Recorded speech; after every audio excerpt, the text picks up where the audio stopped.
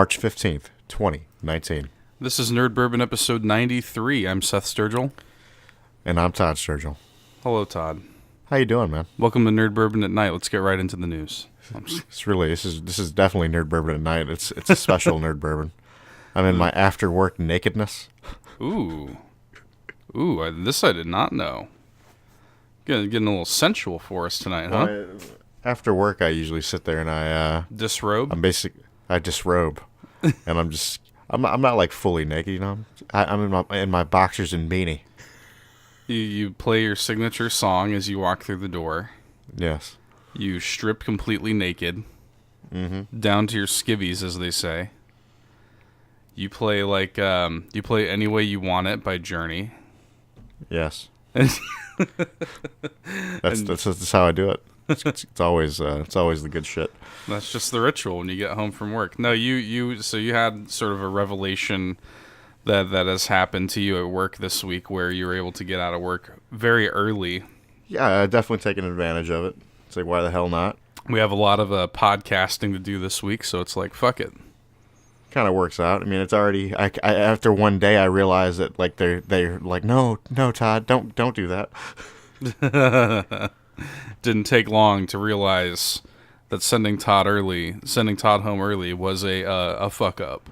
Todd, I want to ask you something before we get into everything. Can I just ask you?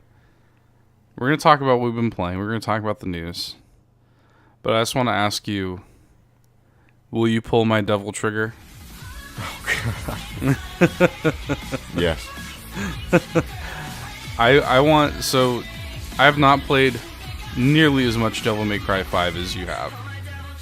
I've played enough to where I think I can have a conversation about it, but I want you to take the lead, and I want you to tell the fine folks at home about Devil May Cry 5. You have finished the game. Yes. And now I'm playing through it on the Son of Sparta mode now. Right. So what's the deal? Tell us about Devil May Cry 5. It's a Devil May Cry Devil May Cry game. I think that's exactly what I was saying. Is you're like, because you had already played like a lot of it before I even put my hands on it, and you're talking about some of the things. I was like, yeah, it sounds like a Devil May Cry game. Yeah, that's exactly what it is, and it's like, it's a good shit. Like, if you're a fan of the series, you're gonna love it. If you are new to the series, I still think you're gonna love it. Type of shit. Do you think it's good? Fun. Let me ask you this. Since you know much more about the story than I do you think it's a good place to jump in? Yes and no. In a way, I'll say this: like, since I didn't play, the only Devil May Cry that I haven't played is 4. Right. So this game itself is actually making me want to go back and play 4.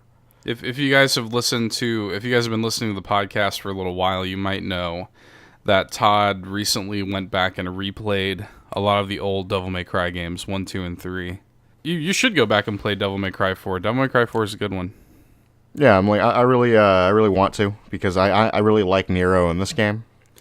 And right. This is very much a Nero game.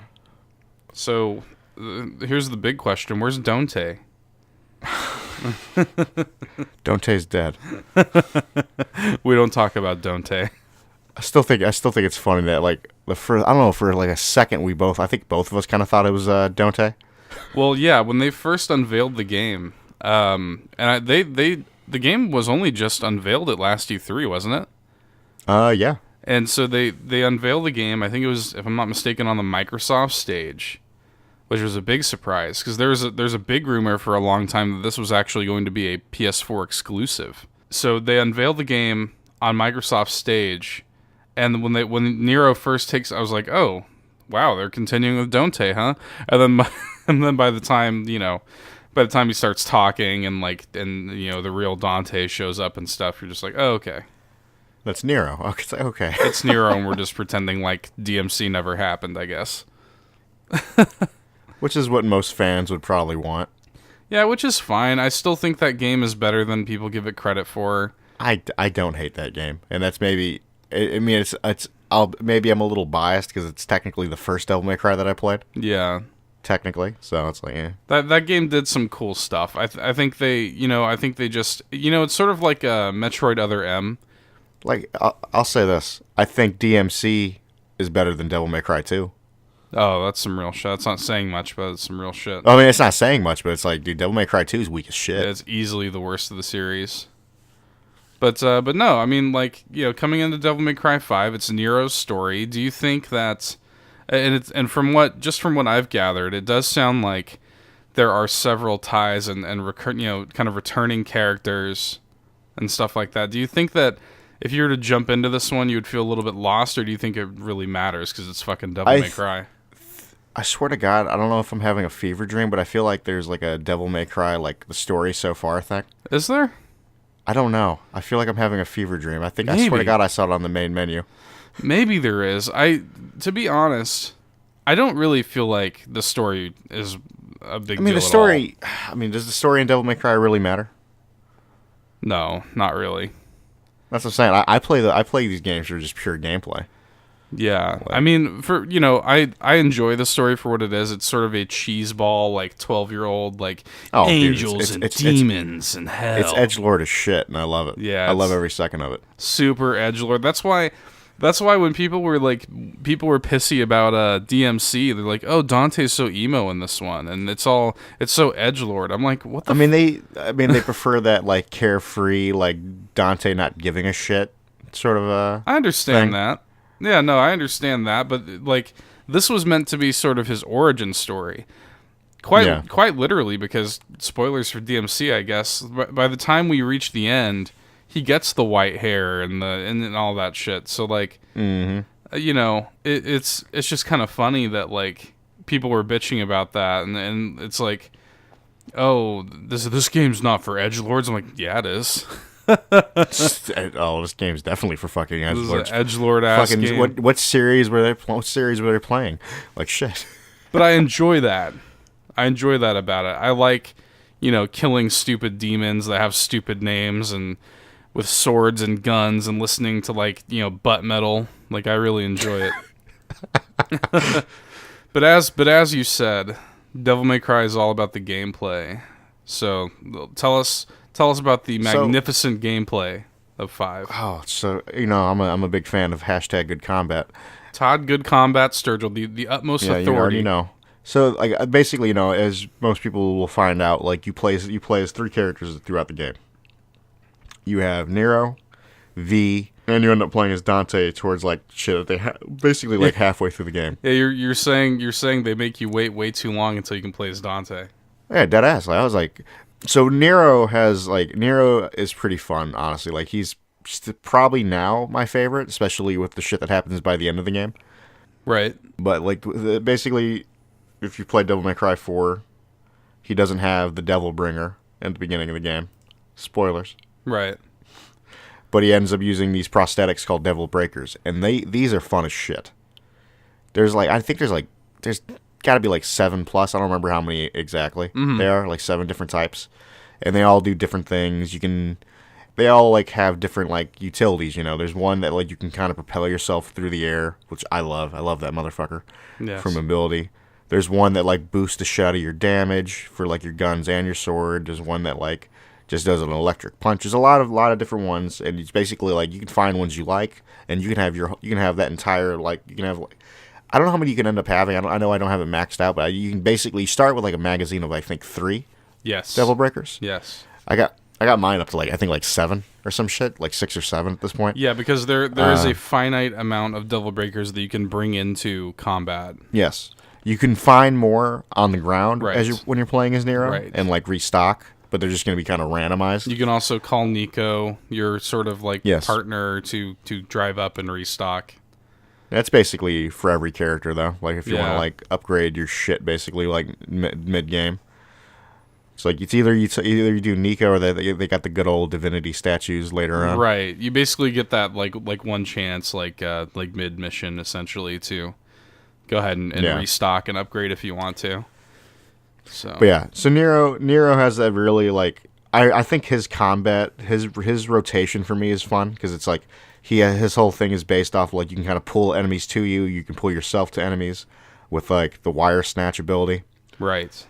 Love that shit. That's honestly why Nero ends up being my favorite. Then he has like the thing with the Red Queen motorized sword, basically. Like you can like rev that shit up. Love that. And oh, I love it. It's great. Like you were lucky enough to get the that max act early on, unlike me. Yeah, that just gets you into such a flow state with the combat where as soon as you land that hit, you're pulling the trigger. You're pulling your devil trigger. Ha ha ha. So good. And then, honestly, the most interesting character to play is V.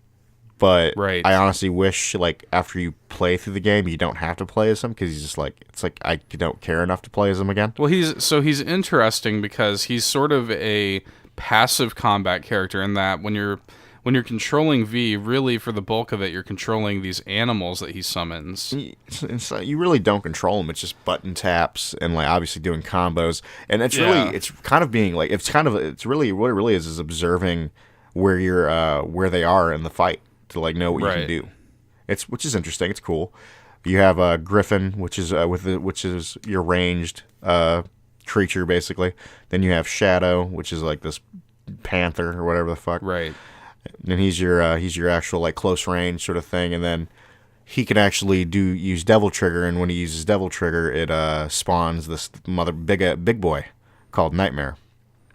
Right, and the only stipulation is that V has to land the final blow himself. Yes, he has to land the final blow, which is fine. He has an ability where he can just like teleport in basically and like stab his cane in. And shit, there's one ability which I probably should end up getting is like where he can like if you have multiple people dying through the field, you can just all of them. Just bam, bam, bam. Yeah. It's like this thing. I think you jump up in the air and you do like a bunch of like ethereal canes, basically. Oh, okay. Yeah, Makes some sense. shit like that. I definitely don't have that ability because the thing is, I don't want to waste shit on him. Well, it's so and V is an interesting character, certainly a mysterious character that plays a large part of the game's story. Without getting into spoilers, right? So. But he, I think ultimately, the reason you don't really gravitate towards him is because as cool as it is, it doesn't really feel like Devil May Cry. No, yeah, I think that mainly like it's like that doesn't allow. Like I like to be in the shit with the combat. He's a novelty. He's a novelty. Yeah. Yeah. And then when you finally end up playing as Dante, that's just old school Dante. You got the styles that you can actually switch styles on the fucking fly. That's Gunslinger, Royal Guard, Sharp and then Swordsman, Swordmaster or whatever, and then Trickster. Very, very nice. And switching to those on the fly is so good. Like I basically switched to Trickster to get the fuck out because that's like the Trickster ability is like dashing and shit. Yeah. And then, like, I switched to Royal Guard to counter and shit. So Dante's fucking fun as hell, as always, basically. And, he plays off, like, basically switching styles, and basically every boss that you end up fighting, you usually get, like, a new weapon, which is pretty Devil May Cry. Right, of course. And I'll say that the cutscenes are pretty good. Oh, they're really good. That's some Devil May Cry shit right there. Again, these games are stupid. Like they're. I love it, dude. I'm telling you right now, when I've seen people call this Dante Jackson, and that's all I'm going to say. Dante Jackson. Well, I'm wondering what you mean by that. Oh, that's all. It's a play on Michael Jackson. Oh no. Oh, it's good. It's real good. Oh no. In today's day and age, that could mean some things. Oh. But I'll say this: it's a hilarious cutscene. I'm sitting there just laughing my ass off when it started playing. I'm like, holy shit, is this happening right now? Dancing around and singing and shit. Oh, dude, it's bad. It's real good. It's like that. It's intro, bad in a good way. That intro to Devil May Cry 3, man. Like that's basically what he's doing in that. I love it. That's good to hear. It's great overall. Though it was a great game. I had a lot of fun playing it. How long? Honestly, how long would you say it was? Oh, shit, I did it, and I happened to be off when I was finally sitting there playing. I think I did it in like 2 sittings. Right. So maybe I'll give it at least 10, 15 hours, maybe. Right. Which is pretty much par for the course.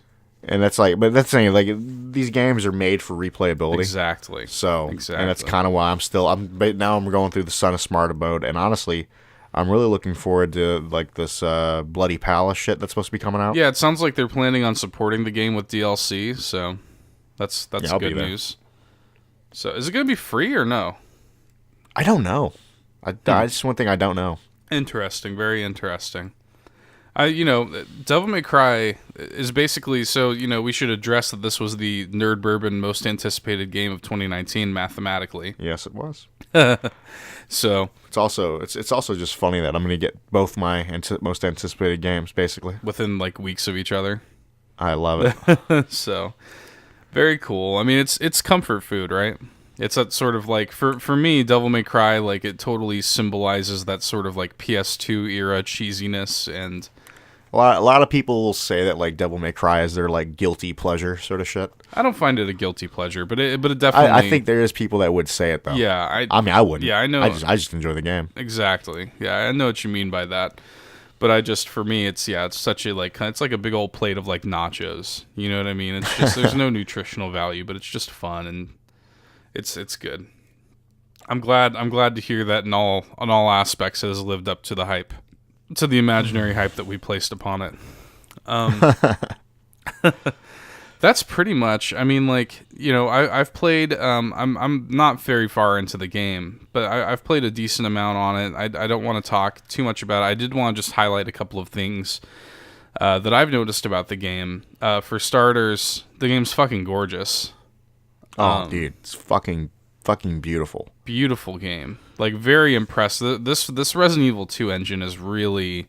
Capcom is really smart to get their mileage out of this, because it is a beautiful engine, and I really love the way the game looks. And also, can we just talk for a second about how Capcom has really like turned tail as a developer, and the past year or so has just been a fucking stellar Renaissance. I mean, just a home run for Capcom. Mm-hmm. Between like Monster Hunter World and the Resident Evil 2 remake and this, and their re-releases, like re-releasing Okami, and now upcoming re-releases for Resident Evil games on Switch. I mean, they've really been firing on all cylinders. Mega Man 11 launched, and I got to give them credit. Got to tip the hat to Capcom a little bit. They've been busy over there. So Yeah.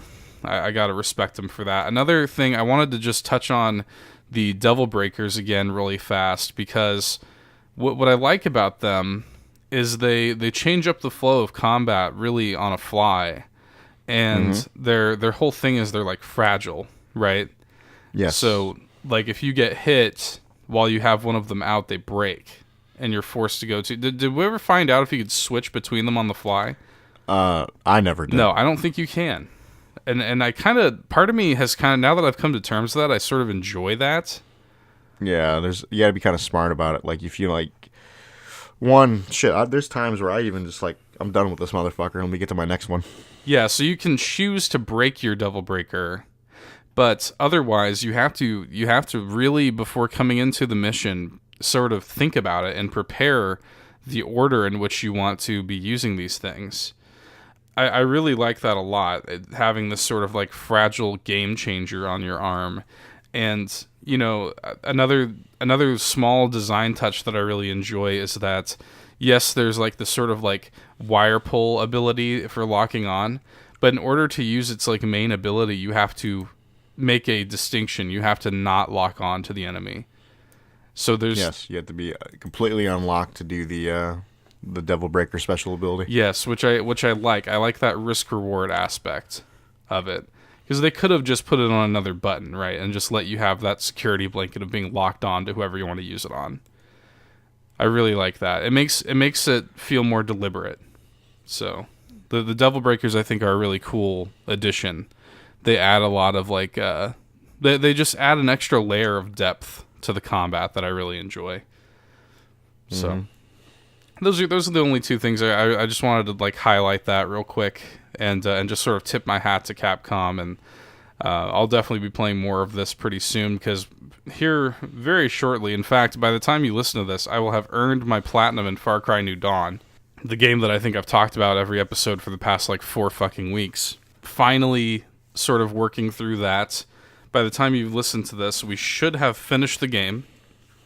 I don't know if the final episode will be up by the time this comes out. Yeah, I don't know either, but we will. But I nonetheless, know the second to last one will be up.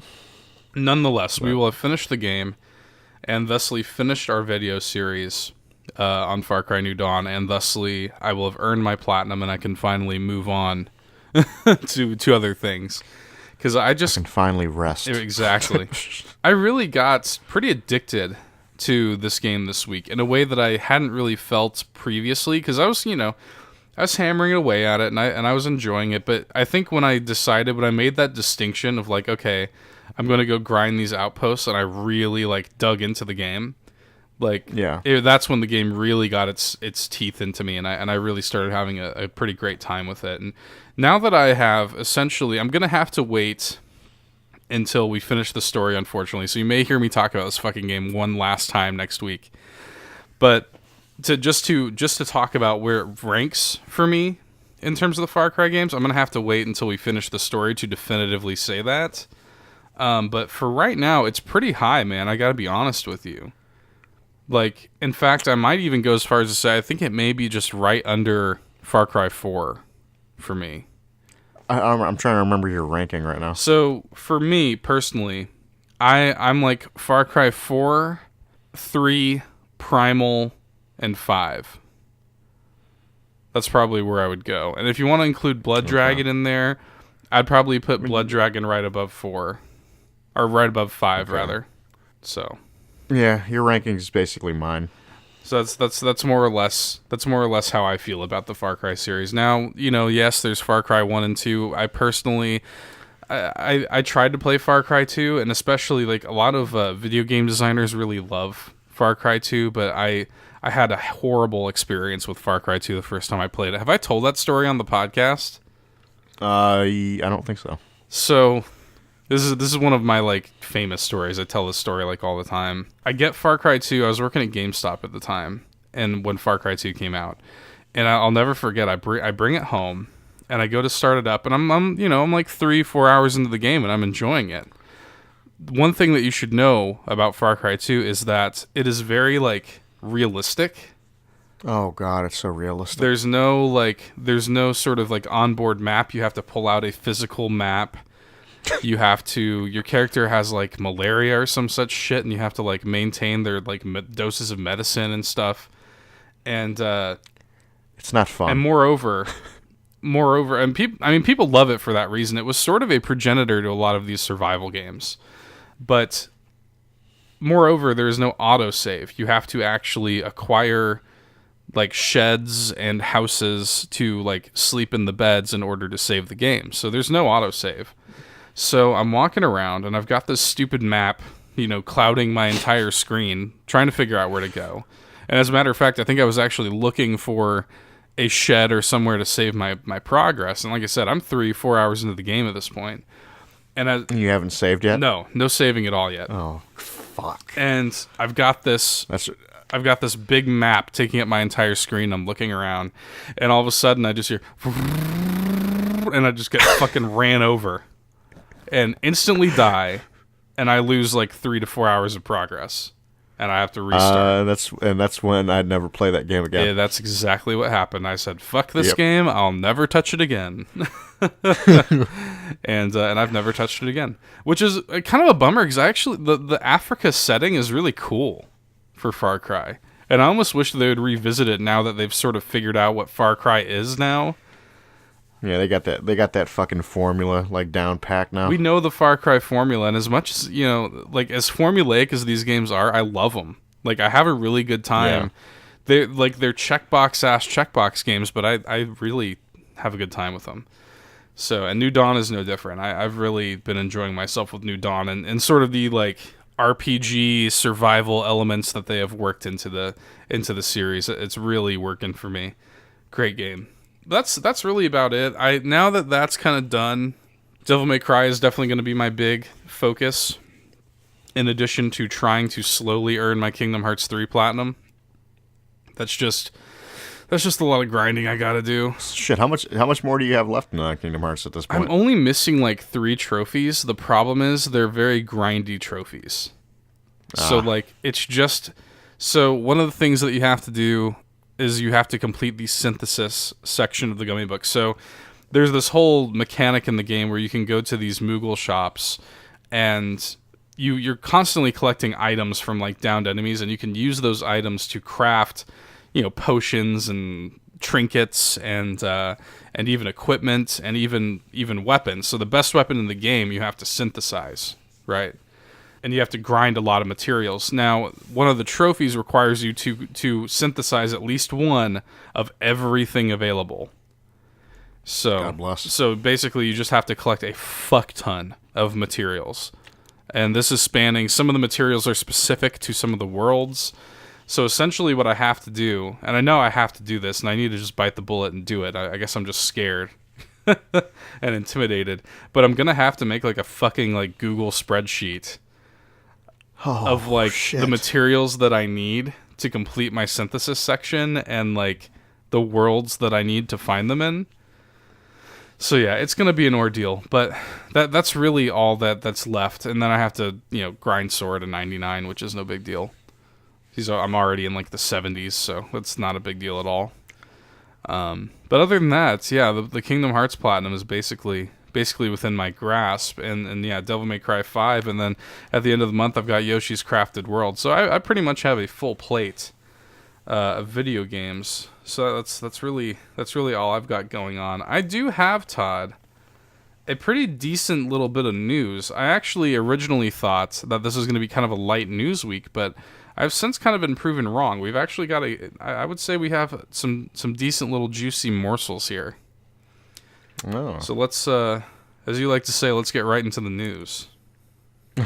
So this actually just broke today at the time of this recording. Halo the Master Chief Collection is coming to PC and adding Halo Reach to its series of games. So Halo the Master... So I'll be honest, I might pick it up. Yeah, so Halo the Master Chief Collection, for those that don't know, is a collection of remastered Halo games, kind of up-resed for 4K. And it's just all the games under one roof, essentially. And, man, I gotta say... Yeah. That's really cool, because I love Halo Reach. I honestly might pick it up at this point. It sounds like... So, there's a couple details here. Before we get too excited, I do want to cover the asterisks here. They are not making every game in the collection available all at once on PC. Sounds about right. So, they're going to be released in chronological order. So, Halo Reach is going to release first. And then going in chronological order, they will slowly release the other Halo games as they're ready. So the first one's going to be Reach? Yes. The first release is going to be Reach. Okay, then. Yes.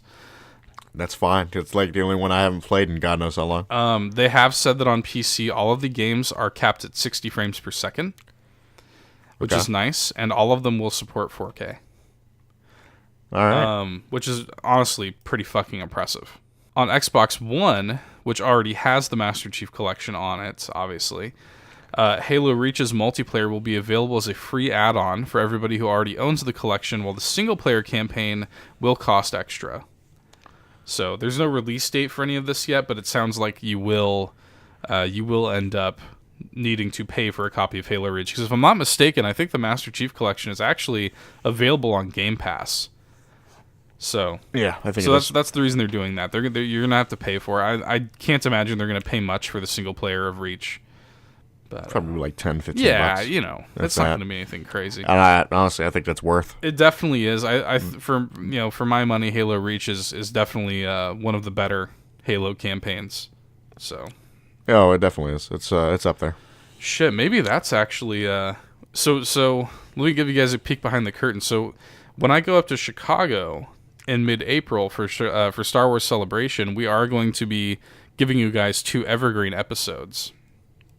And our plan for that is to do something that we haven't really done before, and that is to do Evergreen episodes that are video game retrospectives. One of them we have already decided is going to be sort of an entire episode dedicated to looking back at BioShock, the BioShock series. Maybe Halo should be the other series. Halo would be a long one, dude. That would be a good one, though. It'd be a good one, but it'd be a fucking Because long here's one. the deal. You and I are intimately familiar with the Halo games. We have played through all of them in co-op. Oh. Oh yeah. So that would actually be a lot of fun. I honestly, now that we're talking about it, that's probably more than likely going to be one of the evergreens. Yeah. So yeah. You guys should probably just go ahead and expect that. Yep. So anyway, very cool news. People have been waiting for the Master Chief Collection to come out on PC for a long time. So, and for Halo Reach to get added for a long time. So, we essentially at this point now have the entire swath of Bungie Halo under one roof. So, which is nice. Those are the kind of games where it's just like, those are the kind of games where you just want them to always be available and always preserved in some form. You know? Mm-hmm. Like, Bungie's Halo games need to just be, like, it belongs in a museum. Next bit of news I have here. Death Stranding has been, quote, slightly delayed, according to director Hideo Kojima. Sounds about right. I'm not even surprised by that. Well, here's the deal. So, in an interview with Japanese news site J-Wave, Kojima says, quote, many studios lag behind the planned release date. Death Stranding is slightly out of the initial plan, but not much delayed. Here's the deal, and I've been saying this since this game got announced. I mean, you could go back and listen to the episode probably. We weren't doing Nerd Bourbon when it was officially announced, because it was officially announced in, December? Because, here, Kojima Studio, Kojima Productions, left Konami in July of 2015 and reformed as an independent studio with an announced collaboration with Sony that December. We got our first look at Death Stranding at E3 2016. So, our first look at Death Stranding was almost 3 years ago. Fucking hell, I can't believe it was that long ago. Almost 3 years ago. And I've been saying for a long time, you should not expect that game before 2020. Period. You've definitely been saying, you've been saying that shit's from the beginning. Period. Take that shit to the bank. You will not see. I never thought that this was a 2019 game. There are idiots who are saying that it was going to come out last year, and I'm like, no way. Oh fuck no. No way. Not a snowball's chance in hell. The game's not going to come out this year. You know what I mean? You should never have. It's honestly what they're probably going to do. It's probably going to be simultaneous PS4, PS5 launch game. Yeah. Like in fall 2020. That's honestly what I think it's going to be at this point. So, that's what you should expect. We didn't even get... I think of this. We didn't even get our first look at gameplay for Death Stranding until last E3. So, what do you really expect? How far along do you think this game is? All they're doing is showing us... We've seen nothing but pre-rendered cutscenes up until this point. Yep. So... And by the way, none of us are any closer to knowing what the fuck's going on. All I know is it involves babies, some weird shit you can't see at all times. Yeah, Mads Mikkelsen and Guillermo del Toro are in there somewhere. Yeah. Norman Reedus is like the main character. Right. I mean, look, I'm very into it. I'm on board. I'm a big fan of Kojima's. The game looks weird as fuck. Again, the moment he left Konami, I'm like, he's free. He's free to start doing some weird shit. Yeah, if you guys thought, because I'll be honest, even Metal Gear 5, that game's weird, dude. That's a weird ass game. So, but now Kojima truly has no editor. He's unchained. Yeah. Punish Kojima. Yeah. So anyway, we're still looking forward to it. I mean, I'm looking forward to seeing more about Death Stranding. I just really want them to lift the curtain on it a little bit. Just like, even if it's just like a 15-minute developer walkthrough where they just explain what the fuck is going on. That's all I want to know. That's all I want. So anyway, I wouldn't expect this game any sooner than fall 2020. Absolutely. Take it to the bank, Todd. Out of absolutely nowhere, Nintendo has revealed that the Nintendo Labo VR kit is coming out April 12th. Did you see this? I did not even know about this. Yeah, so for those that don't know, Nintendo Labo is a sort of initiative that Nintendo did last year, and it's sort of like a build your own using cardboard and like on-screen instructions.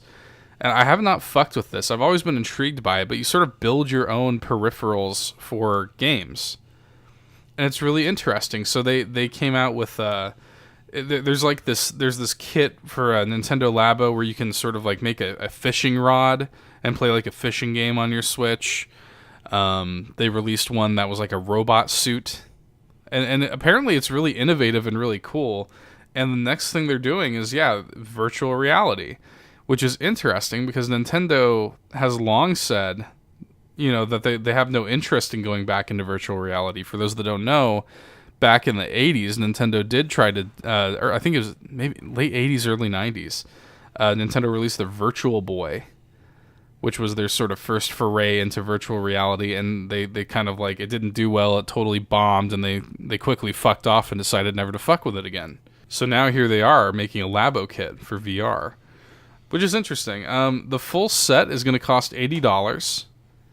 That's going to get you the software itself, the necessary goggles, and several cardboard Labo design kits, which include like this sort of blaster. I'm assuming there's going to be some sort of shooting game for it. A camera, a bird, and something that looks like an elephant or maybe a vacuum cleaner. I don't know what the fuck's going on there. Just looking at the box art. There's also going to be a $40 set that will just be the software, the goggles, and the blaster. So, and you can buy the rest of it separately. Interesting. What do you think this could mean? I mean, Nintendo Switch is essentially getting VR. I mean, it's probably not going to be great.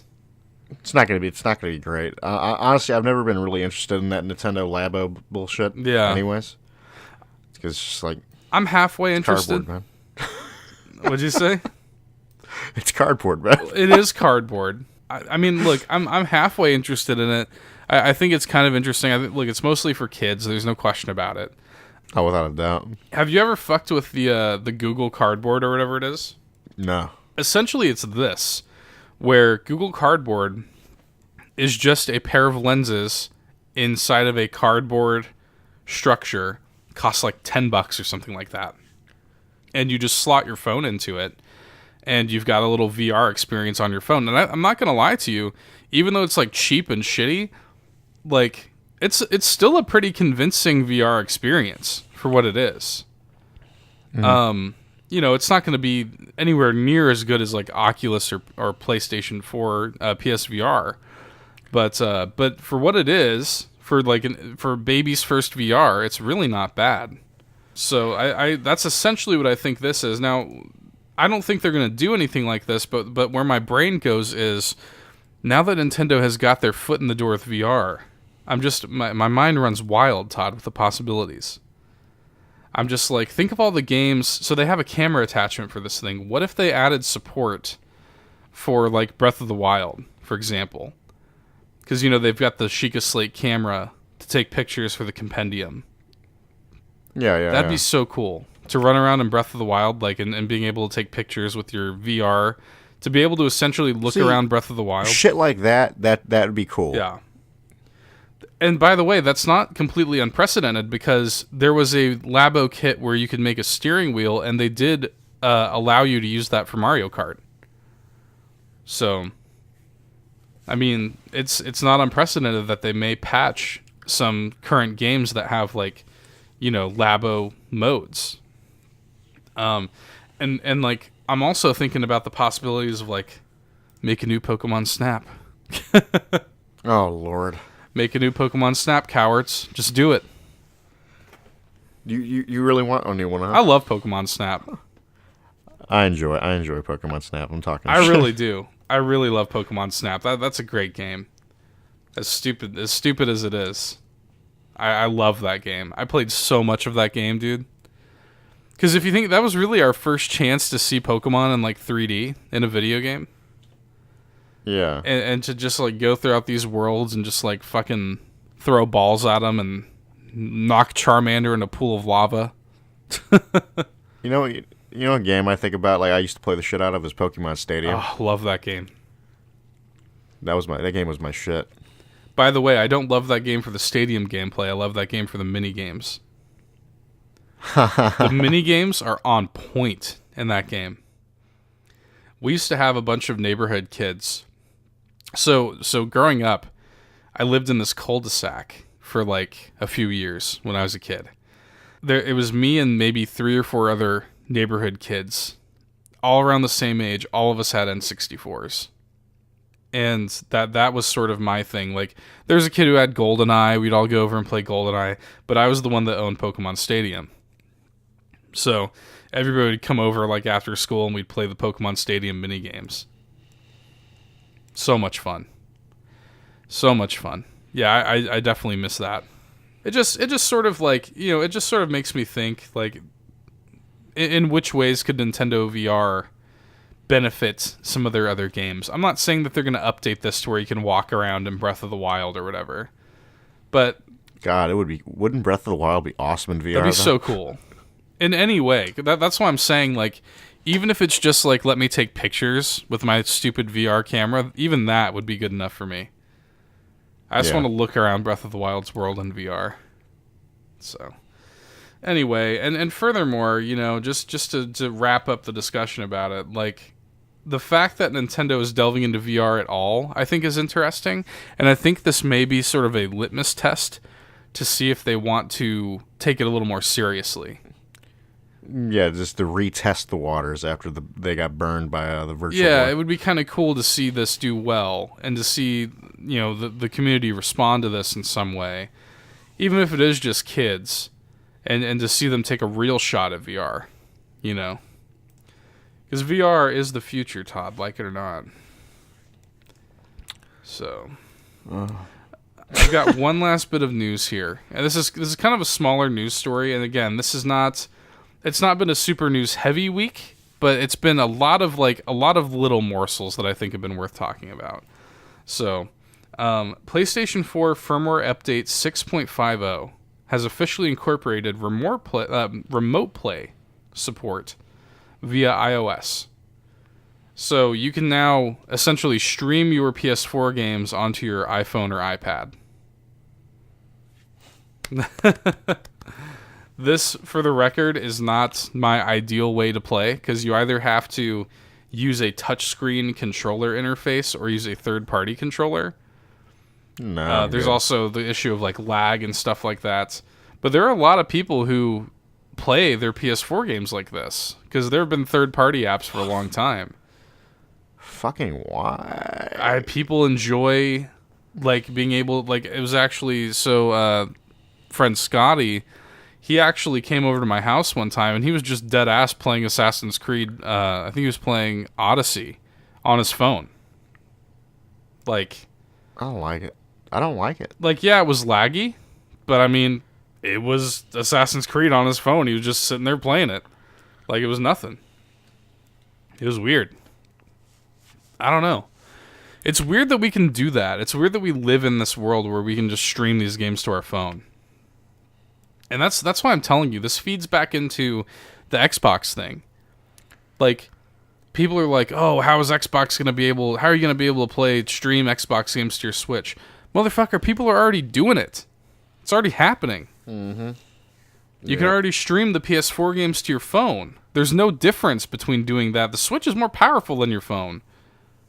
Like, there's no difference between being able to do that and being able to do Xbox to a Switch. There's no difference whatsoever.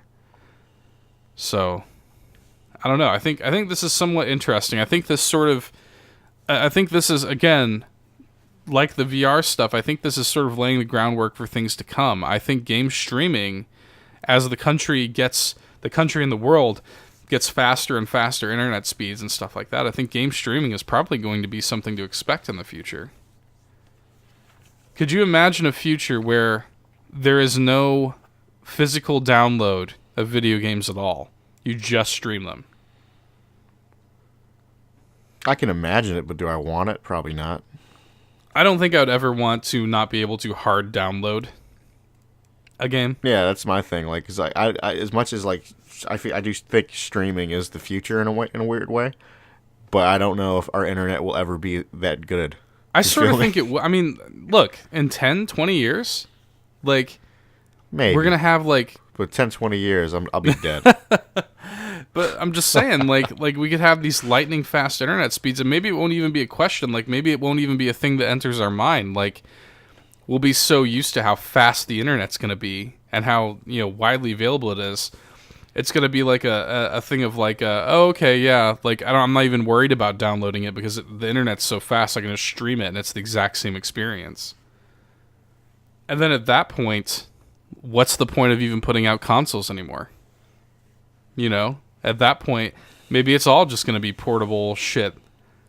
Like, if we do end up moving to this reality, maybe it's all just gonna be fucking shit on our phones. We're just going to have full gaming devices in our pockets at all times. Or streaming it right to your TV. Yeah, or streaming it right to the TV. Yeah. I mean, this is the kind of stuff that may be in the, not so distant future. So, I'm always going to be an analog guy, though. I'm always going to want that either hard download or a physical copy, at least something. Same. Hard download is where I would like to remain. But, maybe our kids, our grandkids, I could see a future where maybe it's just like, oh, what the fuck are you doing, old man? We're fucking streaming our games. I'm playing Assassin's Creed 25 on my phone. Back in my day, we downloaded our games, sonny. When I was a kid, there was no downloading. And when you got the game, that was it. Isn't that a funny thing to think about? When you got the game, that was it. Back in my day, when you bought a video game, there was no patches. There's no DLC. There's no patches. There was no DLC. Yep. You just bought the fucking game, and that was all there was. Deal with it. If you bought a broken piece of shit, guess what? It's just going to always be a broken piece of shit. Broken piece of shit. Deal with it, bitch. And you had no, and when I was younger, there was no popular, the internet wasn't really as big as it is now. There was no popular news sites to look at reviews. You know what determined the games that I bought when I had money as a kid to buy games? The box art. The fucking box art. You know how many shitty games I've bought because they had good box art? That's all it was.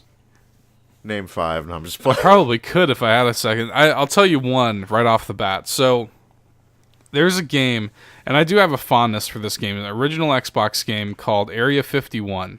Did you ever play this? Sounds fucking familiar. So, the box art just simply features, if I remember correctly, I'm going to have to Google this just to refresh my memory. But if I remember correctly, yes, the box art for this game is simply... the concept of the grays for Oh, this fucking game. So it just looks like that typical alien head. Yeah. With the big eyes and the sort of big head and the gray skin. That's what the box art for the game was. And I was intrigued by it. And then the concept is cool.